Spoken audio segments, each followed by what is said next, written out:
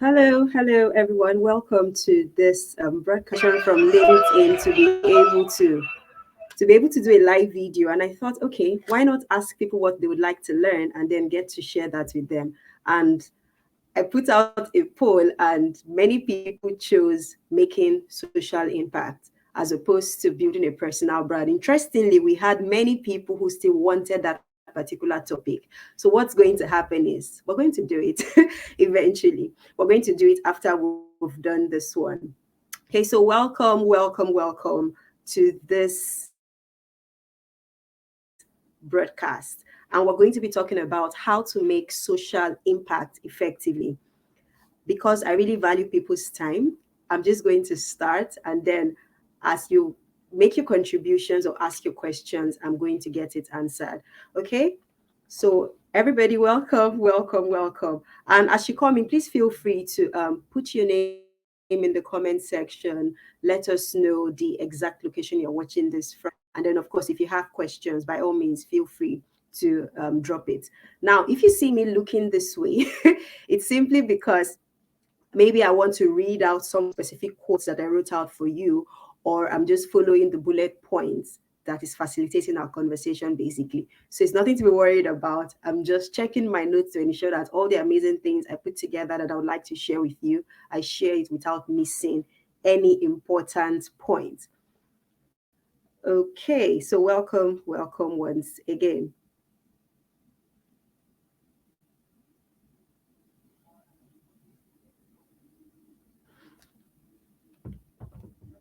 All right, so our topic is how to make social impact effectively. And I know you are probably wondering, so everybody keeps on saying they're making social impact. They're making social impact. Is social impact just a buzzword? Or is it really something that everybody should begin to look at it and think of how to integrate it into the work that they do? I found this very interesting definition on the internet, and I'd like to share it with you. Social impact is the effect on people and communities that happen as a result of an action or inaction, an activity, project, program, or policy. And I really tried to find the amazing person who said this, and where I found it, it says author unknown. So that's not my personal definition, it's a definition from an author. And one of the things I really like about this particular definition is that it shows you clearly that social impact can be done either on an individual basis, you as a person. It can be done on a group basis, maybe an organization, maybe a group of friends, maybe an association, a group of people coming together, or it can be done by the government. Okay? Now, there's this also fascinating research I saw that the World Economic Forum put together, and this is it. When the WEF, World Economic Forum, recently studied 5,000 millennials across 18 countries, they said that the most important job of a business should be to improve society. More people care about businesses or individuals that do good for society. So you can see that social impact is everybody's business. It's not just something that, maybe it's just government's responsibility, or no, it's just the NGOs, it's just the foundations that should do that. Everybody should get involved in social impact. So, why should you get involved in social impact? The first reason is that it makes you part of the solution to the problem. Many people are always complaining, oh, this is not working in society. This segment of society is suffering. This is not happening right. How about you are a part of the solution? How about instead of just complaining, you're actively doing something about it? Okay. And so that's why it's important that you try to do social impact in your own way. You try to do social impact in your own way, right? And not just try to leave it to just some segments of people or for some groups. Another reason why it's important for you to get involved in social impact is because there is a huge segment of society that needs to be served. The truth is, no matter how fantastic an organization is, or no matter how fantastic a government is, it's not enough to reach everybody that needs to be reached. And so we need all hands on deck, basically. And this is really important because many times in your own sphere of influence, you see things and the way it actually affects people more than somebody who's going to be coming in from outside. And so this is really important when you're trying to solve a problem. And then, of course, another important thing of getting involved in social impact is that your work inspires others and encourages them to do something. That is one of the reasons I'm having this conversation today, because I keep having those requests and questions on, okay, how did you do this, how did you do that, how can I make mine better, what can I do? And I keep on writing messages, emails, doing voice notes, as it were, and engaging in all those calls, fine-tuning, creating strategy for founders of social impact initiatives. And so when this fantastic opportunity came by from LinkedIn, I thought, okay, why not make it easy for others to get this information? Okay, so your work inspires other people. And so you're probably thinking, okay, so what problem should I even be solving? First of all, it's always better to solve a problem that matters to you, something that you're really passionate about, something that worries you each time you see it. The reason is you are able to solve it in a way somebody else who isn't as interested would solve it. Because the truth is, sometimes this work can seem difficult, it can seem hard, but if your why is strong, if your why is in the right place, it just makes it easy for you to do what you're supposed to do. An easy way to decide on which of the problems you're going to solve is also to look at the SDGs, the Sustainable Development Goals. Look at it and see how it aligns with that problem that you want to solve, and find a way to create that necessary synergy. Okay? So I've talked about the meaning of social impact and why it is important. And now I want to talk about how can you get involved, because remember, our topic is how to make social impact effectively, because it's not just enough that you want to do social impact, but it has to be done effectively. I mean, we're all working with limited resources, right? Efficiency is key when working with these limited resources. So the first thing about how to get involved is, it's not just about running off to go and open an organization. No, you have to ask yourself, is this really what I want to do? And how am I going to get it done? So, what I normally advise people at the beginning is, look for opportunities to volunteer first. So, yes, you have identified that problem that is really important to you. You have seen the kind of solutions you would like to create. The next step for you is to look for opportunities to volunteer in that particular role. And the reason you want to volunteer is because many times when you get into a volunteering role in solving that problem, it can open your eyes to see dimensions of the problem that you haven't even seen before. Another thing it can do for you is it can make you decide, okay, so do I really want to be doing this with my life? And then, of course, it helps you to see what is currently on ground. Because many times we want to solve a problem and we just run off. But if maybe we had volunteered with someone in the field, it would help us to really see what the problems are, what the gaps are, and then we now even probably have ideas on how to fine tune what is currently available to make it better, or see how else to support. Because the truth is, supporting is not only in cash, supporting can also be in kind through your resources, your time, your expertise. And so don't think, oh, I'm a busy professional, I do not have time. You do have time. You can volunteer on weekends. And then if you are someone who works in jobs that are shift inclined, then you can volunteer on your off days. Another way for you to get involved is through internships. So let's say, for example, you volunteered maybe every weekend or every other weekend or once a month for maybe about 6 months. And you're like, I'm really liking what I am finding. I'm really loving how we are solving these problems for this particular segment of society. And you want to do more. It's a different thing when you are volunteering and you do it one off, as opposed to when you are there for a specific duration of time. So the next step aside volunteering is to ask you to intern in an organization of your interest. And internships could span for as little as 1 month or as much as a year, depending on the organization. Now, when you intern in that organization, it helps you work with them on a day to day basis. It's almost like you leaving your own job or whatever it is that you were doing prior to that time and immersing yourself in solving this problem. So what that does for you is it makes you see it more holistically, as opposed to when you were just coming as a visitor, as a volunteer, you just come, you go, you just come, you go. But now as an intern, you're performing more intense roles, in that space. And of course, again, when you volunteer, no, when you intern for this period, what it does for you is also helps you to fine tune your ideas. It helps you to fine tune your plans. That, okay, so I really love this problem we're solving, but I don't think I want to do it long term. Or I really like how this problem is being solved, but maybe I have another spin on how I can make it better. But you wouldn't know that if you were just outside and you're just trying to make your own decision. That's why it's really good to get involved in the process. Look around, there is always someone around you who is doing something existing. And of course, you might wonder, so I am a busy professional. Where am I going to plug in 3 months, 1 month, 2 months for internship? If you are a student, you can do that during your holidays. If you're a worker, you can do that during your leave. And yes, even if you run your own business, you can maybe do that during your vacation. And I'm not asking you to do things I have not done before. When I was starting out to do my work in safety, during my leave, I would go work in another health and safety organization just to learn on the job and see how things are being done.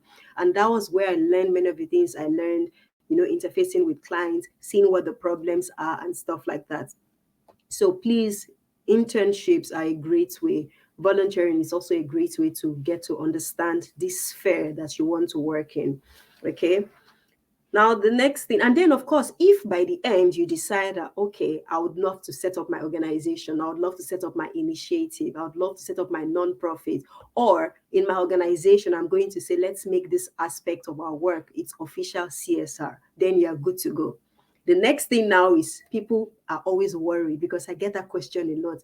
Yes, I want to do this. I want to provide menstrual pads to teenage girls in underserved communities, but everybody is doing it.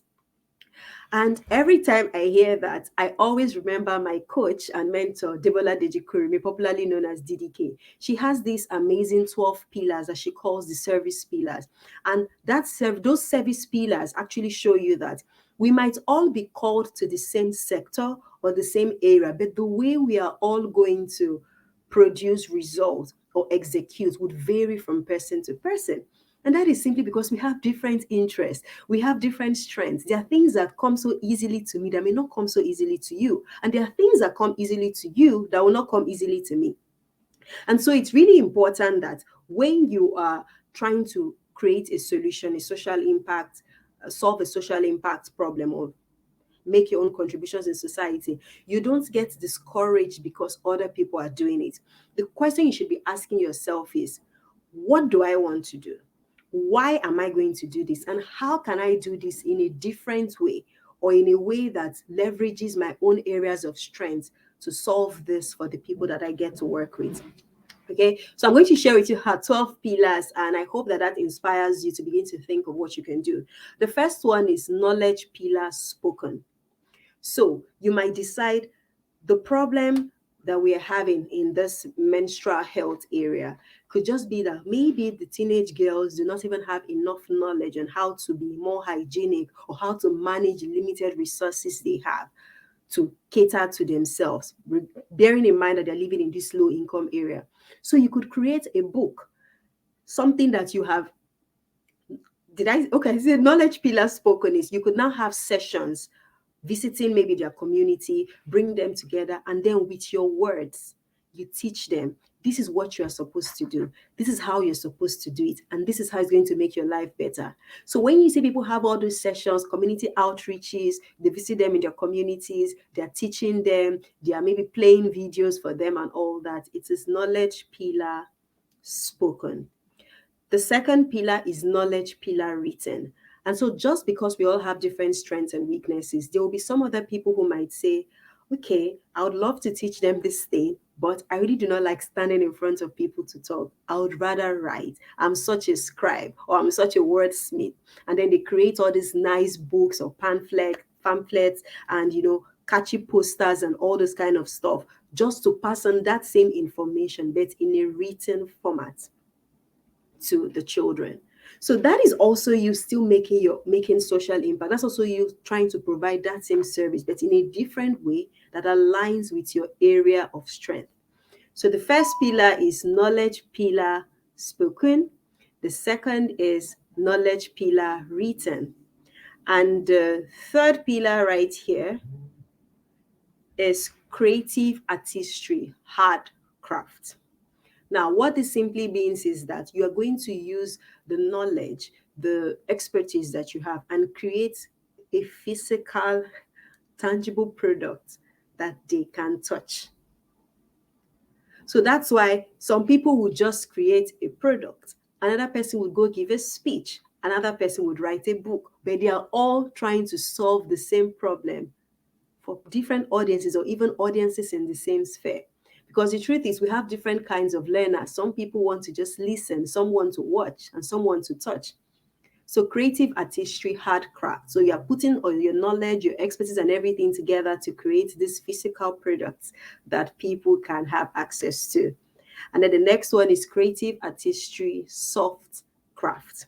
Now, in this one, still you're trying to put together your ideas and stuff together, but you are leveraging things that cannot be physically touched. So, for example, when someone does a spoken word on that, or somebody does a short movie, or somebody does a play, or someone does a painting competition around that idea, it is soft craft because you are leveraging all your artistic tendencies, So you can see now that as you begin to look at it, you see that suddenly we might all be in the same space, but we're all going to produce differently, leveraging our different areas of strength. And that is a good thing because, I mean, we're all different, right? That's fantastic. The next pillar here is Reformation Pillar. Remember that when I gave you the definition of social impact, it showed you how individuals, groups, and governments can get involved. Now, Reformation Pillar refers to the part of advocacy, trying to raise knowledge from the government angle of things, trying to get the government to do things. You're trying to influence policy, you're trying to influence regulations, you're trying to influence things that guards the way a society is wired. So that is your Reformation Pillar. So when you see our activists, when you see our policy formulators and all that, they're also trying to solve that problem. Just maybe they're not writing books or maybe they're not giving speeches in different communities and all that. They're also trying to solve that particular problem. Another pillar here is the welfare pillar. Now, this one is the one that is most common. So you hear people say, oh, I really want to solve the education problem. And then you see them in these communities sharing school uniforms, sharing books, stationery, backpacks, and footwear that children are going to use to go to school, providing all those things. And then you see some other people do it in a different way, where they're providing food, actual food stuff, to people in low income communities so that they can survive and take care of themselves and their families. So, as the name implies, welfare, you're just really, leveraging resources that can be handed over to this segment of the population, your target audience, so that they can take care of themselves or use their own abilities to solve that problem. Because now that you have handed the tools to them, if it's food, they can cook it and eat.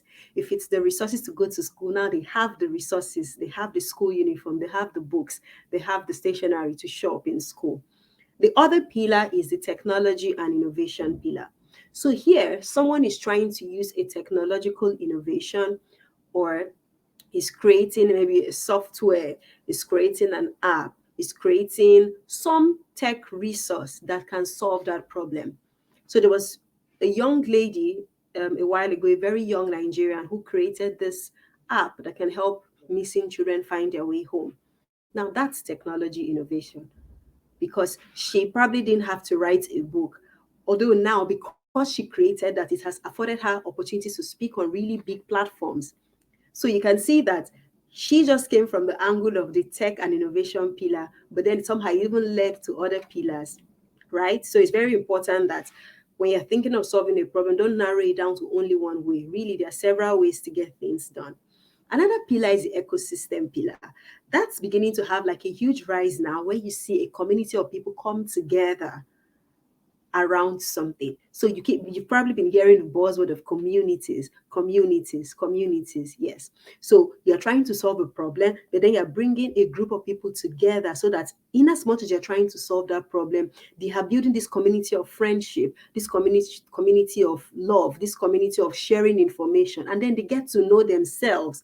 So as much as the problem is being solved, they're also building a strong network of friends. People get to have that one-on-one relationship with one another, and they're able to build themselves.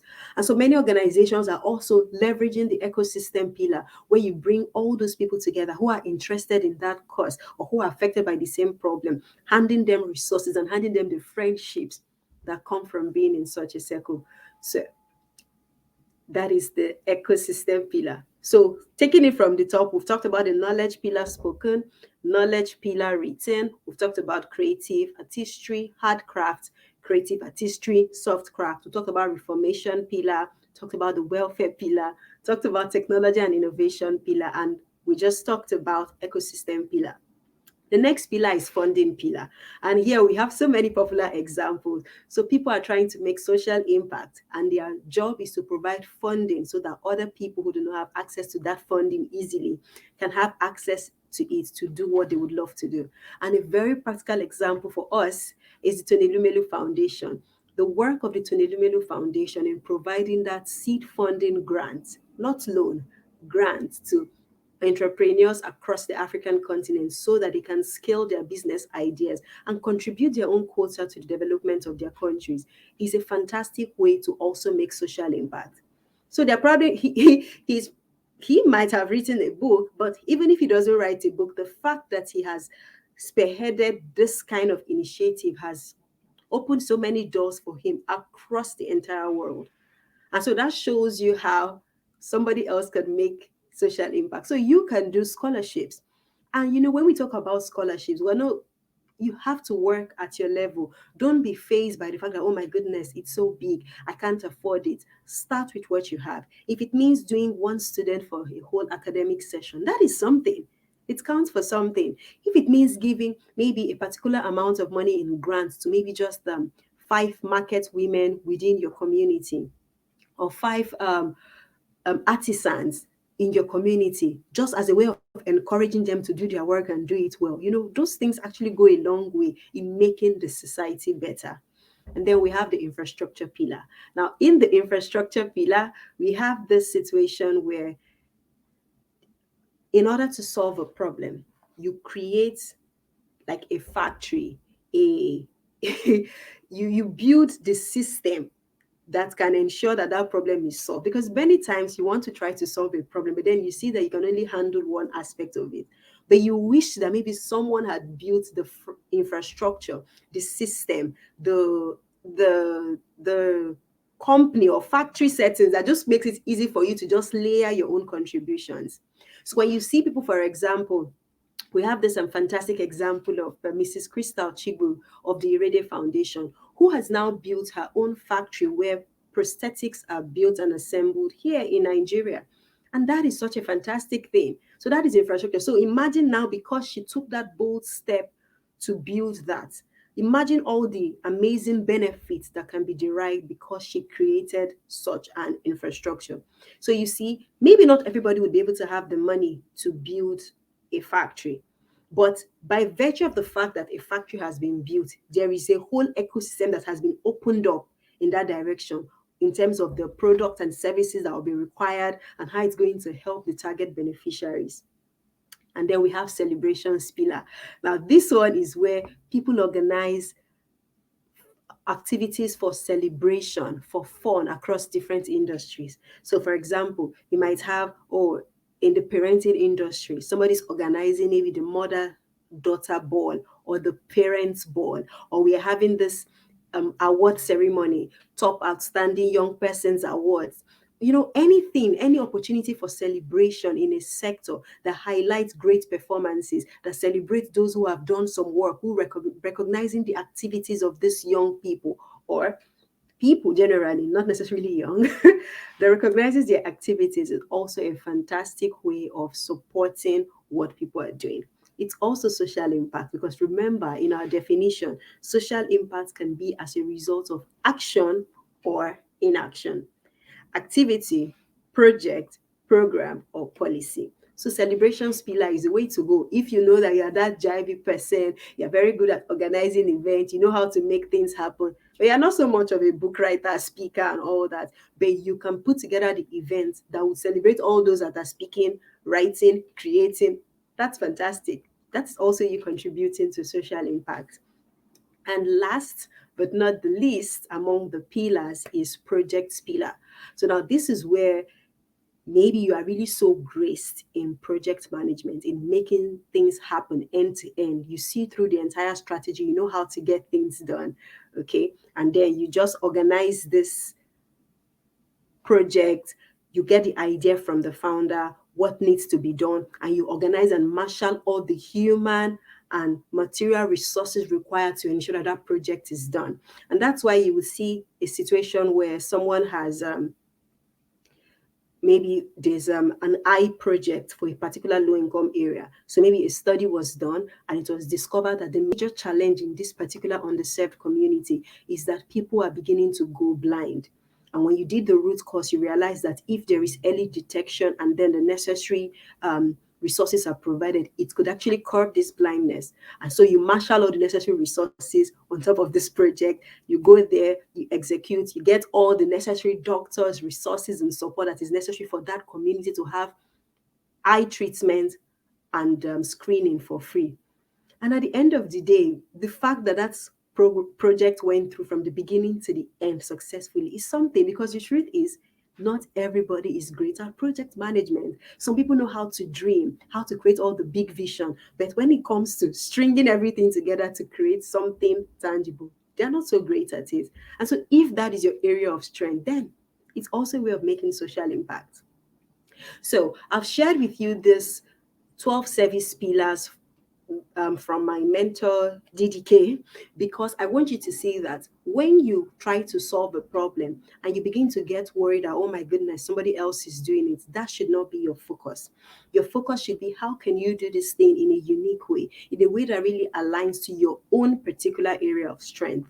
Okay, so now that we've talked about what social impact is, we've talked about why you need to contribute to social impact, we've talked about how you can get involved, and I've also shared with you service pillars, the various ways you can show up to make social impact in your community. I have to mention that monitoring and evaluation is key. Because remember, our topic is how to make social impact effectively, right? It's not enough for you to just do something and we can't really measure the effectiveness of what you have done. And that is why from the beginning you should know, what is your theory of change?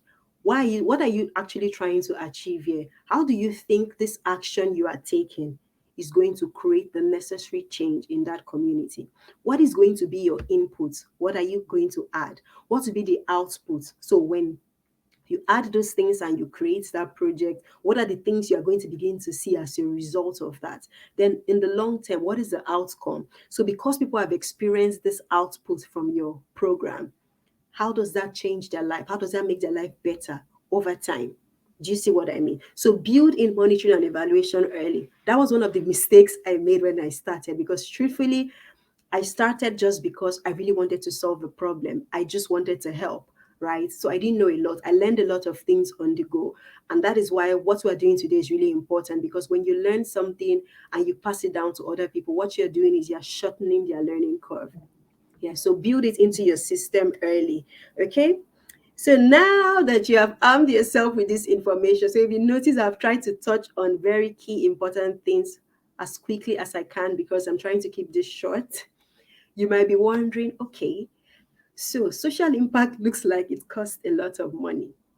Funding is really critical, but I think we're going to talk about funding in a separate in a separate video, because one of the things we must begin to think about is innovative funding models. We cannot keep on waiting for people to always give us grants or for aid to come from foreign countries. We must begin to think of how to internally generate funds. And even if you don't want to, there are various ways to actually internally generate funds, right? But like I said, we're going to talk about funding in a different video. But what's really important is that you must think of innovative funding models. Don't just think of funding in a one-way manner that you have to be given the money, otherwise you can't work. You've got to invest in what you're interested in.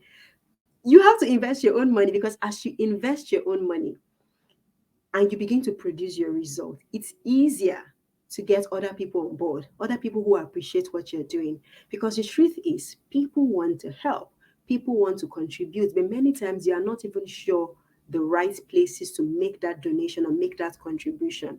And I'm talking of the everyday man now. I'm not even talking about maybe a government donation or a very big organization's donation. I'm talking of individuals, people like you and I. They would really love to support social impact initiatives as their own way of contributing. Remember, funding pillar. Yes. So people want to actually contribute, but they need to see an organization or an initiative with a track record of results. And that's one of the things you would do when you do your monitoring and evaluation, ensuring that you know why you're doing what and what records you have to prove that what you say you do, you're actually doing it. So now that we have talked about all this, I would really love you by yourself to answer the following questions. Just use it as a moment to reflect and ask yourself, who are you really? What do you want to be known for? What is your area of strength and how can you leverage it to make life better for other people? What problem do you want to solve? What is it? Is it aligned to any of the SDGs? Is it very broad? Is there a way for you to narrow it down? Is there a way for you to partner with other people to make it happen? What exactly are you trying to solve? Okay. And why do you want to solve it? The reason why is so important is because many times when you are on the road to making social impact, it can feel like a lot of work. It can feel like you are on your own. It can feel difficult. So if you do not have a strong reason for why you are doing what you are supposed to do, then it becomes a problem. But if your reason is strong, what that does for you is that it encourages you that, yes, I'm not just doing this for no reason. I'm doing this because there are certain lives that will be made better just because I showed up, just because I performed my own end of the bargain. Okay? So always know what your why is. And then, of course, always ask yourself, what will you do differently? Remember the service pillars. Try to align things to your area of strength. And then, of course, collaboration is really critical because you might see that there is something you want to do, but it's not totally your area of strength. But if you work with some other person, you could both pull together your strengths and then it's going to create something phenomenal. By all means, do it. So thank you so much for joining me on today's LinkedIn Live when we're talking about how to make social impact effectively. I hope that this has been of great value to you. Feel free to share this with someone who you know is interested in working in the social impact space. Feel free to drop your comments. Feel free to drop your questions. And I'm going to do my best to respond to all those questions. And then if it's not something that we can handle just in the comment section, then we'll most likely have another video like this so that we can talk about it in a more concrete manner. So thank you all so much for listening. See you next time or some other time or the next time. All right. Bye.